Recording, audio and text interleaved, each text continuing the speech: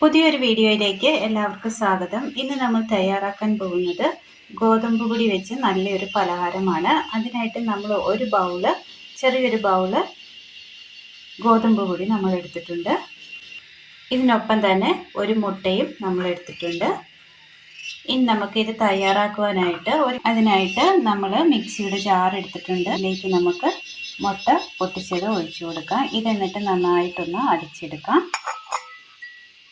ഇതുപോലെ നന്നായി പതഞ്ഞ് വരുന്ന രീതിയിൽ നമ്മൾ അടിച്ചു കൊടുത്തിട്ടുണ്ട്. ഇനി ഇതിലേക്ക് ഒരല്പം പഞ്ചസാര ഇട്ട് കൊടുക്കുകയാണ്, ഒരല്പം ഈസ്റ്റ്,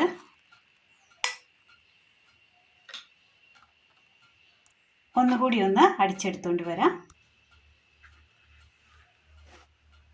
അതും നമ്മൾ അടിച്ചെടുത്തുകൊണ്ട് വന്നിട്ടുണ്ട്. ഇനി ഇതിലേക്ക് ഈ ഗോതമ്പ് പൊടി അല്പമായിട്ട് ഇട്ട് കൊടുക്കാം.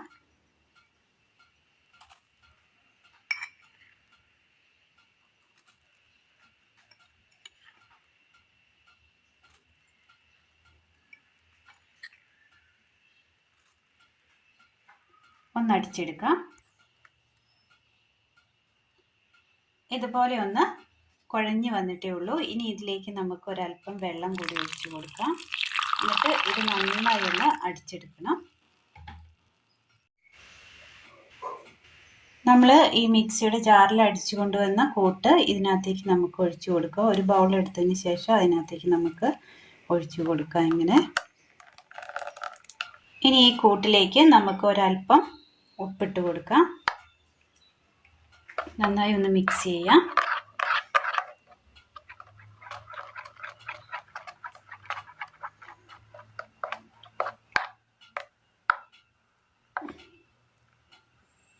ഏകദേശം ദോശമാവിൻ്റെ ഒക്കെ ആ ലൂസിന് നമ്മൾക്ക് കിട്ടിയിട്ടുണ്ട്.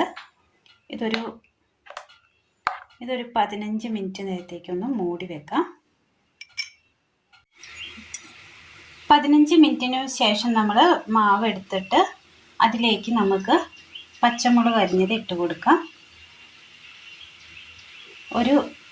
ഒരു സ്പൂണ് ഇഞ്ചി കൊത്തി അരിഞ്ഞത്, ഇതിലേക്ക് ഒരു ചെറിയൊരു സവോള അരിഞ്ഞെടുത്തത്, നന്നായി ഒന്ന് മിക്സ് ചെയ്യാം.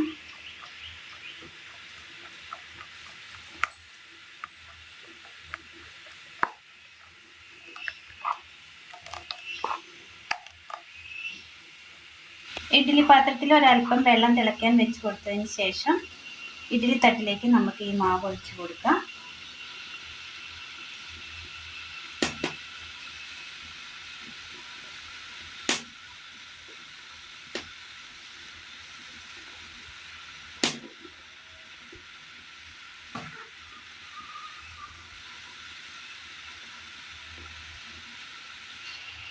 മാവ് ഒഴിച്ചു കൊടുത്തിട്ടുണ്ട്. ഇനി നമുക്ക് ഇതൊന്ന് മൂടി വെച്ച് ആവി കയറ്റിയെടുക്കാം. നല്ലതുപോലെ വെന്തൊന്ന് പൊങ്ങി വന്നിട്ടുണ്ട്. ഇതൊന്ന് തണുക്കാനായിട്ട് മാറ്റി വെക്കാം. നന്നായി ഒന്ന് തണുത്തതിന് ശേഷം നമ്മൾ ഇഡ്ഡലിത്തട്ടിൽ നിന്നും എടുത്തിട്ടുണ്ട്. ഇതുപോലെ നല്ല സോഫ്റ്റാണ്. ഇതിലായിട്ട് അടർന്നു വരുന്നത് പോലെ സോഫ്റ്റായി കിട്ടിയിട്ടുണ്ട്. നല്ല ടേസ്റ്റാണ് ഇതിങ്ങനെ തയ്യാറാക്കി കഴിക്കുവാനായിട്ട്. സിമ്പിളായിട്ട് നമുക്ക് പെട്ടെന്ന് തയ്യാറാക്കി എടുക്കാൻ പറ്റിയ നല്ലൊരു ബ്രേക്ക്ഫാസ്റ്റ് റെസിപ്പി കൂടിയാണിത്. ചില്ലി എഗ് ഇഡ്ഡലിയാണ് ഇന്ന് നമ്മൾ തയ്യാറാക്കിയിരിക്കുന്നത്. എല്ലാവർക്കും ചെയ്ത് നോക്കാവുന്നതാണ്. ചെയ്ത് നോക്കിയതിന് ശേഷം വീഡിയോയെക്കുറിച്ചുള്ള അഭിപ്രായങ്ങൾ കമൻറ്റ് ബോക്സിൽ അറിയിക്കുവാൻ മറക്കരുത്. നല്ല ടേസ്റ്റിൽ നമുക്ക് 4 മണി ചായക്ക് മാത്രമല്ല ബ്രേക്ക്ഫാസ്റ്റ് ആയിട്ടും ഉപയോഗിക്കാൻ പറ്റിയ നല്ലൊരു ചില്ലി എഗ് ഇഡ്ഡലിയാണ് ഇന്ന് നമ്മൾ തയ്യാറാക്കിയിരിക്കുന്നത്. എല്ലാവർക്കും ചെയ്ത് നോക്കാവുന്നതാണ്. ഇത് ഇങ്ങനെ കഴിക്കണമെങ്കിൽ ഇങ്ങനെ തന്നെ കഴിക്കാവുന്നതാണ്. കറികളൊന്നും തന്നെ വേണമെന്നില്ല. പിന്നെ ചട്നിയോ കറിയോ എന്തെങ്കിലും വേണമെന്ന് നിർബന്ധമാണെങ്കിൽ മാത്രം ഇതിനൊപ്പം കഴിക്കാവുന്നതാണ്. അതിനും കുഴപ്പമൊന്നുമില്ല. അപ്പോൾ ഇന്നത്തെ വീഡിയോ എല്ലാവർക്കും ഇഷ്ടമായി എന്ന് വിചാരിക്കുന്നു. ഇഷ്ടമായാൽ ലൈക്ക് ചെയ്യാനും ഷെയർ ചെയ്യാനും സബ്സ്ക്രൈബ് ചെയ്യാനും മറക്കരുത്. Thank you.